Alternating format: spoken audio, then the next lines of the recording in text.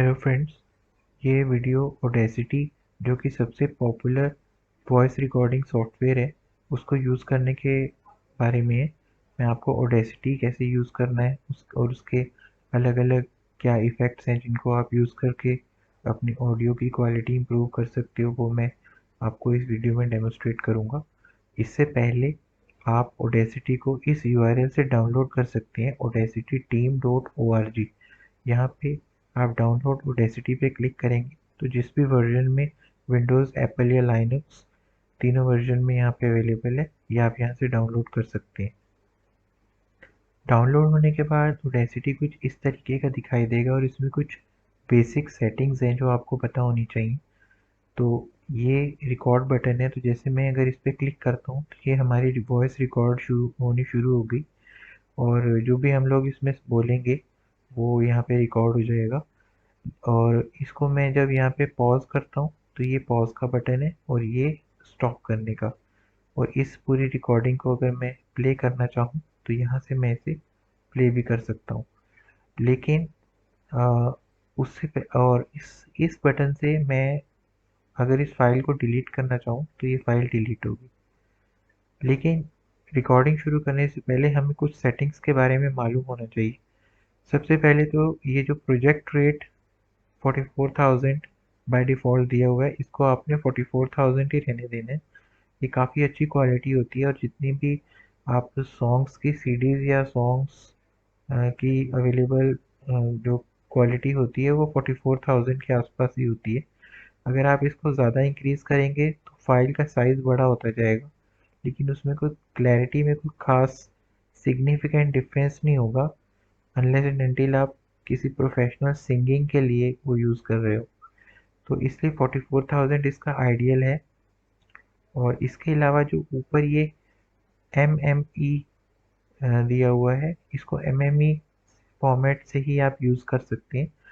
ये सबसे पुराना फॉर्मेट है और सबसे ज़्यादा प्लेटफॉर्म्स पे कंपेटिबल है, तो मैं हमेशा एम एम ई में ही इसको रिकॉर्ड करता हूँ। और ये इनपुट और ये आउटपुट के आपको इंस्ट्रक्शंस देने हैं। तो ये बाय डिफ़ॉल्ट जो माइक्रोसॉफ्ट साउंड वेब पर इनपुट है, इसी से मैं पूरा जो रिकॉर्डिंग है वो करता हूँ। और ये जिस भी आउटपुट डिवाइस के थ्रू, जैसे आप हेडफोन यूज़ कर रहे हैं आउटपुट के लिए या स्पीकर्स आपने फ़ोन में लगा रखे हैं, उनमें से जो भी आपको ठीक लगे, मैं स्पीकर्स के साथ इसको यूज़ करता हूँ। अब ये जो मोनो चैनल और स्टीरियो रिकॉर्डिंग चैनल है, अगर आप मोनो रिकॉर्डिंग करेंगे तो वो लाउड स्पीकर में या जब आप माइक पे चलाएंगे उसको तो ठीक ठीक चलेगा, लेकिन अगर कोई हेडफोन में उसको यूज़ करेगा तो उसमें एक तरफ वॉइस आएगी और दूसरी तरफ वॉइस नहीं आएगी, उसका एक चैनल होता है। तो आइडियली आप स्टीरियो फॉर्मेट में इसको रिकॉर्ड करें तो वो ज़्यादा बेटर है। अब जैसे हम लोग यहाँ रिकॉर्डिंग स्टार्ट करते हैं तो हम यहाँ पे देखते हैं कि ये एक मॉनिटरिंग डिवाइस लगी हुई है। तो इसमें अगर हम लोग पिच इसकी लगभग -12 और -6 के बीच में आती है और ये आइडियल पिच है। अगर आप इससे पिच ज़्यादा इंक्रीज़ करेंगे तो क्या होगा कि जो वॉइस की क्वालिटी है वो थोड़ी सी काफ़ी ज़्यादा वो डिटीरियोरेट हो जाएगी। तो ये जिस -12 और -6 के बीच में इसकी वैल्यूज़ आनी चाहिए, तो दैट वुड बी आइडियल। देखो फ्रेंड्स, अगर मैं इस ऑडियो क्लिप को प्ले करना चाहता हूँ तो मैं यहाँ पे या जिस भी पॉइंट पे इसको प्लेस करूँगा और उसके बाद ये बटन दबा सकता हूँ, या फिर ये स्पेस की जो है ये भी इसका शॉर्टकट है। तो जो अगर मैं स्पेस की दबाता हूँ तो ये यहाँ से प्ले करने लगेगा इसको। पिच इसकी लगभग -12 और पिच इसकी लगभग -12 और -6 के बीच में आती है। और इसी तरह ये पॉज करने के लिए पी का शॉर्टकट है, वो पी शॉर्टकट को आप यूज़ कर सकते हैं। और इसके अलावा जैसे मुझे इसके किसी पोर्शन को सेलेक्ट करना है तो यहाँ पे मैं इसको माउस के ज़रिए सेलेक्ट कर सकता हूँ। और फिर अगर मैं इसके अंदर प्ले का बटन दबाऊंगा तो ये बार बार इसी को प्ले करता रहेगा। लगभग -12 और -6 के बीच में आती है। लगभग -12 और -6 के बीच में आती है, तो ये ऐसे ही चलता रहेगा।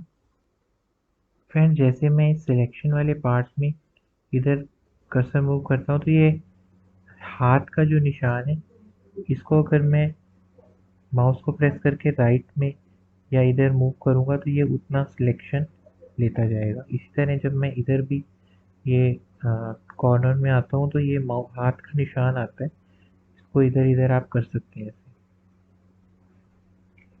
इसके अलावा अगर आप एंड में हैं और आप होम की प्रेस करेंगे तो वो बिगिनिंग में आ जाएगा यहाँ पे, और अगर आप एंड की प्रेस करेंगे तो ये एंड पे आ जाएगा।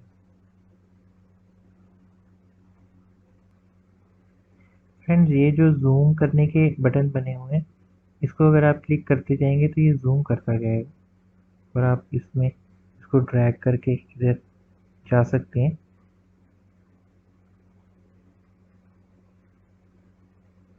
होम की प्रेस करेंगे और ये जूम आउट करने के लिए बटन है। और अगर आपको बिल्कुल ही जूम आउट करना है तो fit selection to width control F से होगा ये। जूम करते ही कंट्रोल F करेंगे तो ये पूरा सामने आपके स्क्रीन पे आ जाएगा, जितना भी ऑडियो सेक्शन है। अगर आप इसको जूम करके कहीं पे किसी रिकॉर्डिंग को प्ले करके सुनना चाहते हैं, उसको डिलीट करना चाहते हैं तो सिंपली डिलीट की प्रेस कर दीजिए, वो डिलीट हो जाएगा।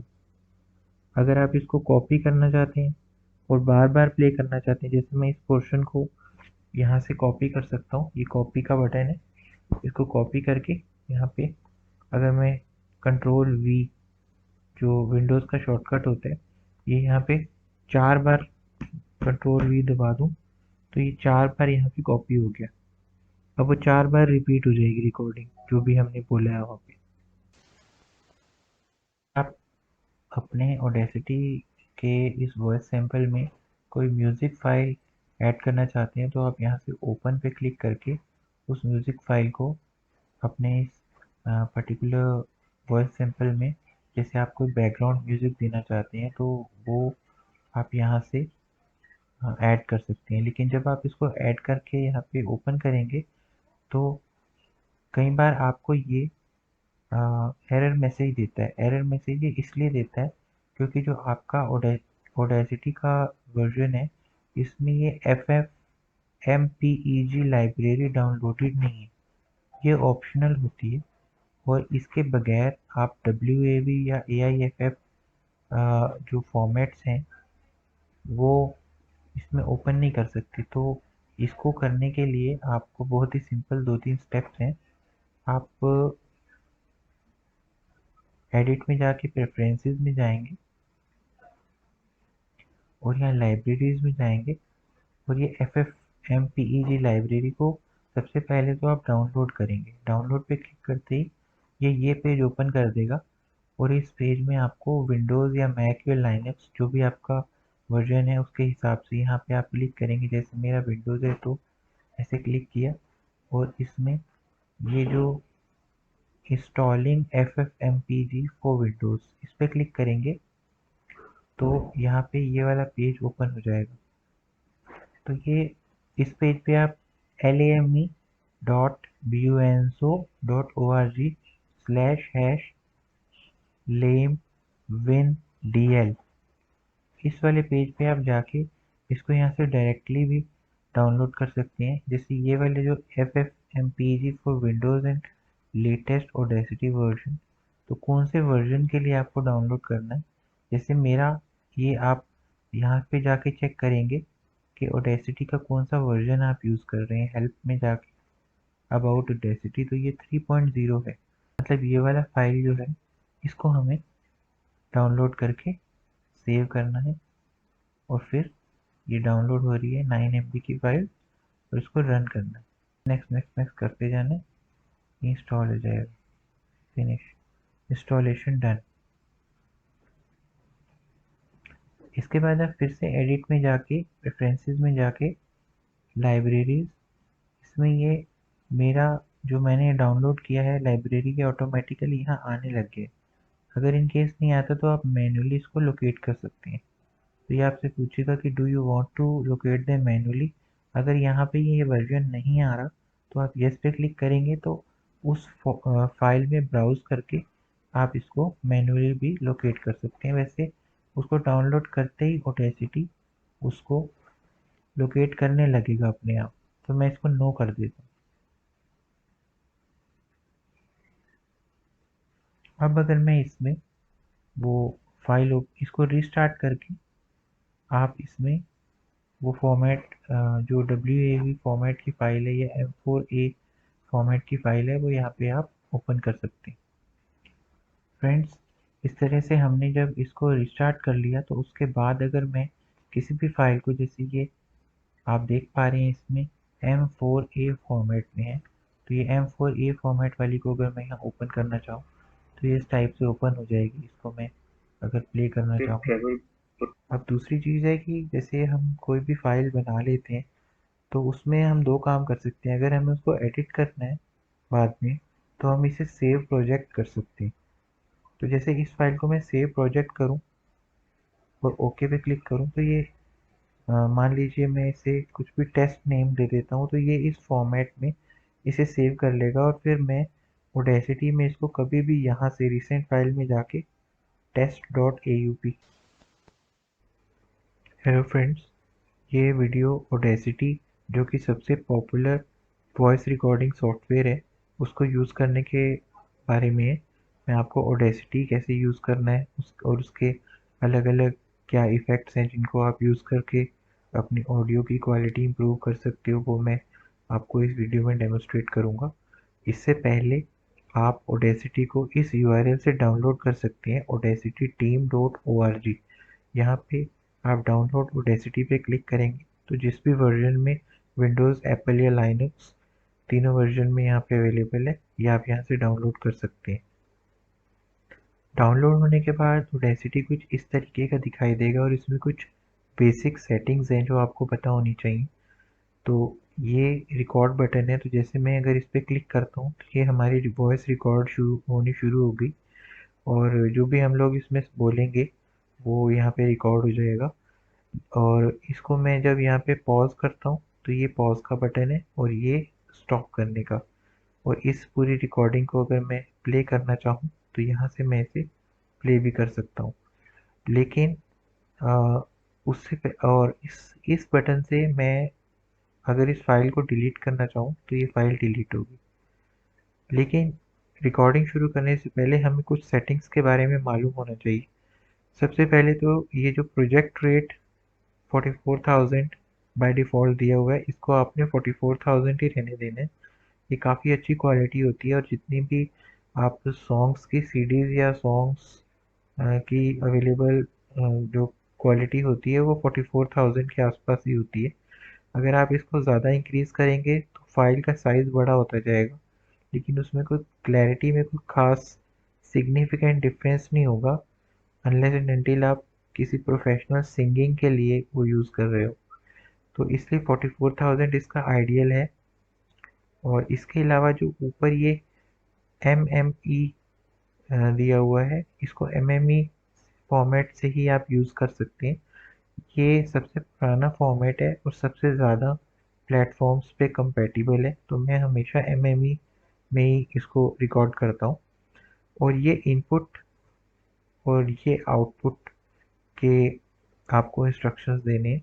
तो ये बाय डिफ़ॉल्ट जो माइक्रोसॉफ्ट साउंड वेब पर इनपुट है, इसी से मैं पूरा जो रिकॉर्डिंग है वो करता हूँ।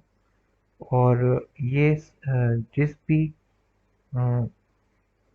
आउटपुट डिवाइस के थ्रू, जैसे आप हेडफोन यूज़ कर रहे हैं आउटपुट के लिए या स्पीकर्स आपने फ़ोन में लगा रखे हैं, उनमें से जो भी आपको ठीक लगे, मैं स्पीकर्स के साथ इसको यूज़ करता हूँ। अब ये जो मोनो चैनल और स्टीरियो रिकॉर्डिंग चैनल है, अगर आप मोनो रिकॉर्डिंग करेंगे तो वो लाउड स्पीकर में या जब आप माइक पे चलाएंगे उसको तो ठीक चलेगा, लेकिन अगर कोई हेडफोन में उसको यूज़ करेगा तो उसमें एक तरफ वॉइस आएगी और दूसरी तरफ वॉइस नहीं आएगी, उसका एक चैनल होता है। तो आइडियली आप स्टीरियो फॉर्मेट में इसको रिकॉर्ड करें तो वो ज़्यादा बेटर है। अब जैसे हम लोग यहाँ रिकॉर्डिंग स्टार्ट करते हैं तो हम यहाँ पे देखते हैं कि ये एक मॉनिटरिंग डिवाइस लगी हुई है। तो इसमें अगर हम लोग पिच इसकी लगभग -12 और -6 के बीच में आती है, और ये आइडियल पिच है। अगर आप इससे पिच ज़्यादा इंक्रीज़ करेंगे तो क्या होगा कि जो वॉइस की क्वालिटी है वो थोड़ी सी काफ़ी ज़्यादा वो डिटीरियोरेट हो जाएगी। तो ये जिस -12 और -6 के बीच में इसकी वैल्यूज़ आनी चाहिए, तो दैट वुड बी आइडियल। देखो फ्रेंड्स, अगर मैं इस ऑडियो क्लिप को प्ले करना चाहता हूँ तो मैं यहाँ पे या जिस भी पॉइंट पे इसको प्लेस करूँगा और उसके बाद ये बटन दबा सकता हूँ, या फिर ये स्पेस की जो है ये भी इसका शॉर्टकट है। तो जो अगर मैं स्पेस की दबाता हूँ तो ये यहाँ से प्ले करने लगेगा इसको। पिच इसकी लगभग -12 और पिच इसकी लगभग -12 और -6 के बीच में आती है। और इसी तरह ये पॉज करने के लिए पी का शॉर्टकट है, वो पी शॉर्टकट को आप यूज़ कर सकते हैं। और इसके अलावा जैसे मुझे इसके किसी पोर्शन को सेलेक्ट करना है तो यहाँ पे मैं इसको माउस के ज़रिए सेलेक्ट कर सकता हूँ, और फिर अगर मैं इसके अंदर प्ले का बटन दबाऊंगा तो ये बार बार इसी को प्ले करता रहेगा। लगभग -12 और -6 के बीच में आती है, और लगभग -12 और -6 के बीच में आती है। तो ये ऐसे ही चलता रहेगा। फ्रेंड, जैसे मैं इस सिलेक्शन वाले पार्ट्स में इधर कर्सर मूव करता हूँ तो ये हाथ का जो निशान है इसको अगर मैं माउस को प्रेस करके राइट में या इधर मूव करूँगा तो ये उतना सिलेक्शन लेता जाएगा। इसी तरह जब मैं इधर भी ये कॉर्नर में आता हूँ तो ये हाथ का निशान आता है, इसको इधर इधर आप कर सकते हैं ऐसे। इसके अलावा अगर आप एंड में हैं और आप होम की प्रेस करेंगे तो वो बिगिनिंग में आ जाएगा यहाँ पे, और अगर आप एंड की प्रेस करेंगे तो ये एंड पे आ जाएगा।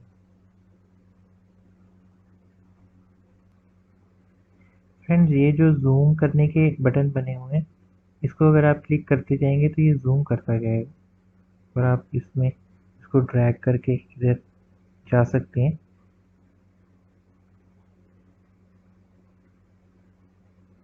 होम की प्रेस करेंगे और ये जूम आउट करने के लिए बटन है।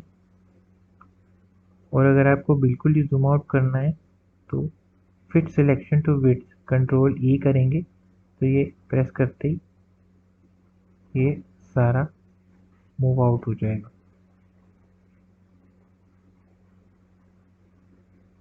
कंट्रोल एफ से होगा ये। जूम करते ही कंट्रोल एफ करेंगे तो ये पूरा सामने आपके स्क्रीन पे आ जाएगा जितना भी ऑडियो सेक्शन है। अगर आप इसको जूम करके कहीं पे किसी रिकॉर्डिंग को प्ले करके सुनना चाहते हैं, उसको डिलीट करना चाहते हैं तो सिंपली डिलीट की प्रेस कर दीजिए, वो डिलीट हो जाएगा। अगर आप इसको कॉपी करना चाहते हैं और बार बार प्ले करना चाहते हैं, जैसे मैं इस पोर्शन को यहाँ से कॉपी कर सकता हूँ, ये कॉपी का बटन है, इसको कॉपी करके यहाँ पे अगर मैं कंट्रोल वी जो विंडोज़ का शॉर्टकट होता है ये यहाँ पे 4 बार कंट्रोल वी दबा दूँ तो ये 4 बार यहाँ पे कॉपी हो गया।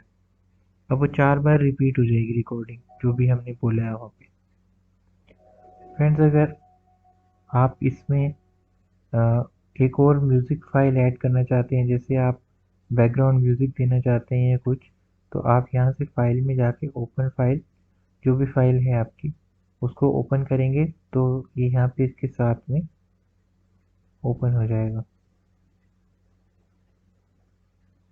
दूसरा काम मैं ये कर सकता हूँ कि जब मेरी एडिटिंग कंप्लीट हो गया तो इसको मैं एक्सपोर्ट कर लूँ, जिसको मैं अलग अलग प्लेटफॉर्म पे फिर यूज़ कर सकता हूँ, यूट्यूब पे या कहीं पे भी। तो उसके लिए आप जिस भी फॉर्मेट में ये एक्सपोर्ट करना चाहें, एक्सपोर्ट एज MP3, तो ये इस तरीके से इसको सेव कर देगा।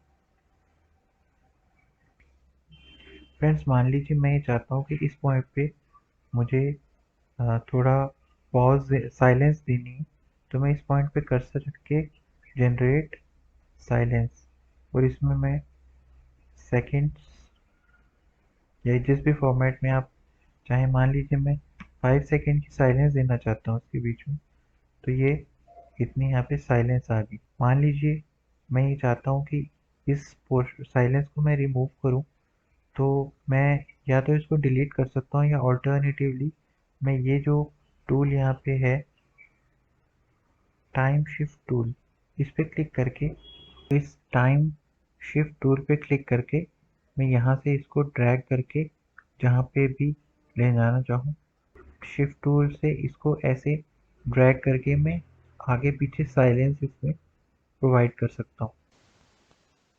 ये आप इस ऑडियो फाइल में कुछ बैकग्राउंड म्यूजिक देना चाहते हैं, तो आप फाइल में जाके यहाँ से इंपोर्ट करके ऑडियो, तो जो भी फाइल आप यहाँ पे इंपोर्ट करना चाहें वो आपका बैकग्राउंड म्यूजिक, जैसे ये मैं कोई एक फाइल है इसमें ऐड करता हूँ, तो ये बैकग्राउंड म्यूजिक के तौर पे आप इसे यूज़ कर सकते हैं।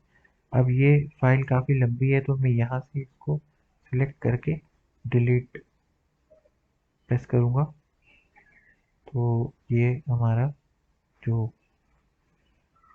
बैकग्राउंड म्यूजिक है क्रिएट हो जाएगा। फ्रेंड्स, इसमें एक और बहुत ही बढ़िया इफ़ेक्ट है।